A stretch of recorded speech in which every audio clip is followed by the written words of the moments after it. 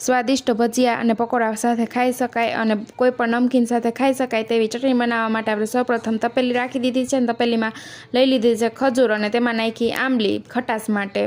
તો થોડુંક પાણી નાખીને આપણે ગેસની ફ્લેમ ઉપર રાખી દઈશું ગરમ કરવા માટે।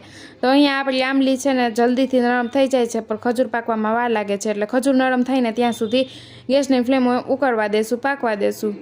ચટણી અહીંયા આપણી એકદમ સરસ ઘટ થવા માંડી હતી અને ખજૂર આંબલી પણ નરમ થઈ ગઈ હતી। હવે લઈ લીધી તપેલીને તેમાં નાખ્યો ભૂંગળા અને પાપડ તળતા હોય ને એ જારો।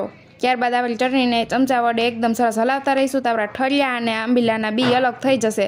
તો તૈયાર છે આપણી એકદમ સ્વાદિષ્ટ ઘટ ચટણી। તેને સ્વાદિષ્ટ બનાવવા માટે સ્વાદ અનુસાર નમક, તીખાશ માટે લાલ મરચું પાવડર અને કાશ્મીરી લાલ મરચું પાવડર નાખીને કરી લેશું મિક્સ। તૈયાર છે આપણી એકદમ સ્વાદિષ્ટ ખાટી મીઠી ચટણી। લોંગ વિડીયો આવી ગયો છે યુટ્યુબ ચેનલ ઉપર, આ વિડીયો ગમ્યો હોય તો વિડીયોને કરી દેજો લાઇક, શેર અને ચેનલને સબસ્ક્રાઈબ।